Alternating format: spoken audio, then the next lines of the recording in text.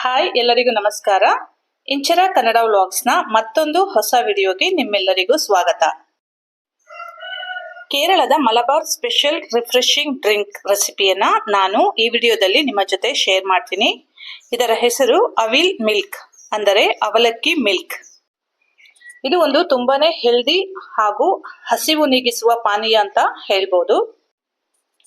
ಹಾಗಾದ್ರೆ ಬನ್ನಿ, ಈ ಅವಿಲ್ ಮಿಲ್ಕ್ ಮಾಡೋದು ಹೇಗೆ ಅಂತ ನೋಡ್ತಾ ಅದರ ಬಗ್ಗೆ ಇನ್ನಷ್ಟು ಮಾಹಿತಿಯನ್ನ ನಾವು ತಿಳ್ಕೊಳ್ಳೋಣ. ಇದಕ್ಕೆ ನಾವು ಮೊದಲು ಒಂದು ಪ್ಯಾನ್ಗೆ ಸ್ವಲ್ಪ ತುಪ್ಪ ಹಾಕಿ ಅವಲಕ್ಕಿಯನ್ನ ಅದಕ್ಕೆ ಹಾಕಿ ಹುರ್ಕೊಳ್ಬೇಕು. ಇದು ಗಟ್ಟಿ ಅವಲಕ್ಕಿ. ವೈಟ್ ಅವಲಕ್ಕಿ ಸಿಕ್ಕಿದ್ರೆ ವೈಟ್ ಅವಲಕ್ಕಿ ಹಾಕೊಬಹುದು. ಇಲ್ಲಿ ನಮಗೆ ಕೇರಳದಲ್ಲಿ ವೈಟ್ ಅವಲಕ್ಕಿ ಅಷ್ಟಾಗಿ ಸಿಗೋದಿಲ್ಲ, ಹಾಗಾಗಿ ಈ ಒಂದು ರೆಡ್ ಅವಲಕ್ಕಿಯನ್ನ ಹಾಕೊಂತ ಇದೀವಿ. ಈ ರೆಡ್ ಅವಲಕ್ಕಿ ತುಂಬಾನೇ ಟೇಸ್ಟಿ ಇರ್ತೈತೆ ಮತ್ತೆ ಹೆಲ್ದಿ ಕೂಡ. ಇದನ್ನ ನಾವು ಈ ರೀತಿಯಾಗಿ ಲೋ ಫ್ಲೇಮ್ ಅಲ್ಲಿ ಒಂದೆರಡು ನಿಮಿಷ ಚೆನ್ನಾಗಿ ಫ್ರೈ ಮಾಡ್ಕೊಬೇಕು.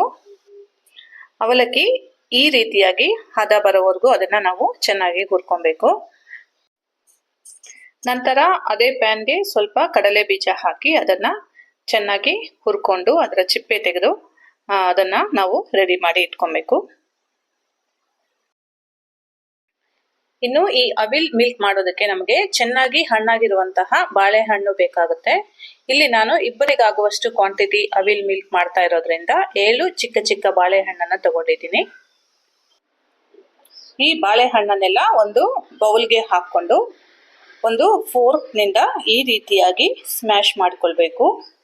ಈ ರೀತಿ ಮಾಡ್ಕೊಳ್ಳೋದ್ರಿಂದ ಬಾಳೆಹಣ್ಣು ಪೂರ್ತಿಯಾಗಿ ಪೇಸ್ಟ್ ಆಗೋಲ್ಲ, ಹಾಗೆ ಸ್ವಲ್ಪ ಸ್ವಲ್ಪ ಬಾಯಿಗೆ ಸಿಗುತ್ತೆ. ಹಾಗಾಗಿ ಈ ರೀತಿಯಾಗಿ ಸ್ವಲ್ಪ ಸ್ಮ್ಯಾಶ್ ಆದ್ಮೇಲೆ ಅದಕ್ಕೆ ನಾವು 2.5 ಸ್ಪೂನ್ನಷ್ಟು ಸಕ್ಕರೆಯನ್ನ ಸೇರಿಸ್ತಾ ಇದ್ದೀನಿ.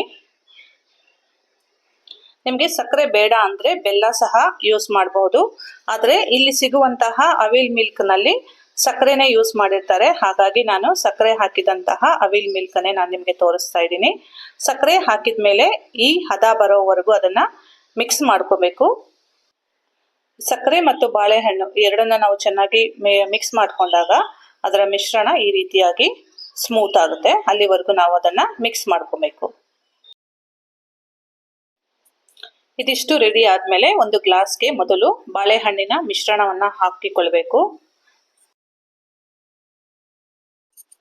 ನಂತರ ತುಪ್ಪದಲ್ಲಿ ಹುರಿದಿಟ್ಟುಕೊಂಡಂತಹ ಅವಲಕ್ಕಿಯನ್ನ ಸ್ವಲ್ಪ ಅದರ ಮೇಲೆ ಒಂದು ಲೇಯರ್ ಆಗಿ ಹಾಕಬೇಕು. ಹುರಿದಿಟ್ಟುಕೊಂಡಂತಹ ಕಡಲೆ ಬೀಜವನ್ನು ಸಹ ಸ್ವಲ್ಪ ಸೇರಿಸಬೇಕು. ಸೊ ಇದಾದ್ಮೇಲೆ ಮತ್ತೆ ಬಾಳೆಹಣ್ಣಿನ ಮಿಶ್ರಣ, ಅವಲಕ್ಕಿ ಮತ್ತೆ ಕಡಲೆ ಬೀಜನ ಮತ್ತೆ ಒಂದು ಲೇಯರ್ ಆಗಿ ಹಾಕಬೇಕು. ಇಲ್ಲಿ ನಾನು ಇಬ್ಬರಿಗಾಗುವಷ್ಟು ಮಾಡ್ತಾ ಇದ್ದೀನಿ. ನೀವು ಒಬ್ಬರಿಗೆ ಮಾಡ್ಕೊಳೋದಾದ್ರೆ ಇನ್ನು ಸ್ವಲ್ಪ ಚಿಕ್ಕ ಗ್ಲಾಸ್ ಅಲ್ಲಿ ಕ್ವಾಂಟಿಟಿ ಕಡಿಮೆ ಮಾಡ್ಕೊಂಡು ಹಾಕೊಬಹುದು. ಈ ರೀತಿಯಾಗಿ ನಾವು ಬಾಳೆಹಣ್ಣಿನ ಮಿಶ್ರಣ, ಅವಲಕ್ಕಿ ಮತ್ತೆ ಕಡಲೆ ಬೀಜವನ್ನ ಲೇಯರ್ ಬೈ ಲೇಯರ್ ಹಾಕೊಂಡಾದ್ಮೇಲೆ ಅದಕ್ಕೆ ಕುದಿಸಿ ಆರಿಸಿಟ್ಟಂತಹ ಹಾಲನ್ನ ಹಾಕಬೇಕು. ಬೇಸಿಗೆಯಲ್ಲಿ ಆದ್ರೆ ಫ್ರೀಸ್ ಮಾಡಿಟ್ಟ ಹಾಲನ್ನ ನಾವು ಹಾಕ್ಬೋದು. ಮತ್ತೆ ಅದರ ಮೇಲೆ ಸ್ವಲ್ಪ ಅವಲಕ್ಕಿ ಹಾಕಿ ಮತ್ತೆ ಕಡಲೆ ಬೀಜನ ಹಾಕಿ ಟೂಟಿ ಫ್ರೂಟಿಯಿಂದ ಅಲಂಕರಿಸಿದರೆ ಹೆಲ್ದಿಯಾದ ಹಾಗೆ ಹಸಿವನ್ನ ನೀಗಿಸುವಂತಹ ರುಚಿಕರವಾದ ಅವಿಲ್ ಮಿಲ್ಕ್ ಅಂದ್ರೆ ಅವಲಕ್ಕಿ ಮಿಲ್ಕ್ ಸವಿಯಲು ಸಿದ್ಧ. ಈ ಒಂದು ಅವಿಲ್ ಮಿಲ್ಕ್ ಅನ್ನ ನಾವು ಮಾಡಿದ ತಕ್ಷಣನೇ ಸೇವಿಸಬೇಕು. ಯಾಕಂದ್ರೆ ಆ ಒಂದು ಅವಲಕ್ಕಿಯ ಒಂದು ಕ್ರಂಚಿನೆಸ್ ಇರುತ್ತಲ್ಲ, ಅದನ್ನ ಇಮಿಡಿಯೇಟ್ ಆಗಿ ತಿಂದ್ರೇನೆ ನಮ್ಗೆ ಒಂದು ಕ್ರಿಸ್ಪಿನೆಸ್ ಚೆನ್ನಾಗಿರುತ್ತೆ. ಇದನ್ನ ಬೆಳಗಿನ ಬ್ರೇಕ್ಫಾಸ್ಟ್ ಆಗಿ ಸಹ ನಾವು ಇದನ್ನ ಸೇವಿಸಬಹುದು. ತುಂಬಾನೇ ಹೆಲ್ದಿ ಹಾಗೂ ಫಿಲ್ಲಿಂಗ್ ಆಗಿರುತ್ತೆ. ಹೀಗೆ ಇದನ್ನ ಚೆನ್ನಾಗಿ ಮಿಕ್ಸ್ ಮಾಡಿಕೊಂಡು ತಿನ್ನೋದ್ರಿಂದ ಎಲ್ಲಾ ಫ್ಲೇವರ್ಸ್ ಇದರಲ್ಲಿ ಆಡ್ ಆಗಿ ತಿನ್ನೋದಕ್ಕೆ ಒಂದು ತುಂಬಾನೇ ಟೇಸ್ಟಿ ಆಗಿರುತ್ತೆ.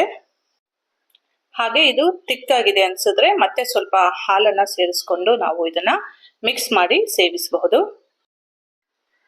ಸೊ ಫ್ರೆಂಡ್ಸ್, ಈ ಅವಿಲ್ ಮಿಲ್ಕ್ ಅನ್ನೋದು ಕೇರಳದಲ್ಲಿ ತುಂಬಾನೇ ಫೇಮಸ್ ಆಗಿರುವಂತದ್ದು.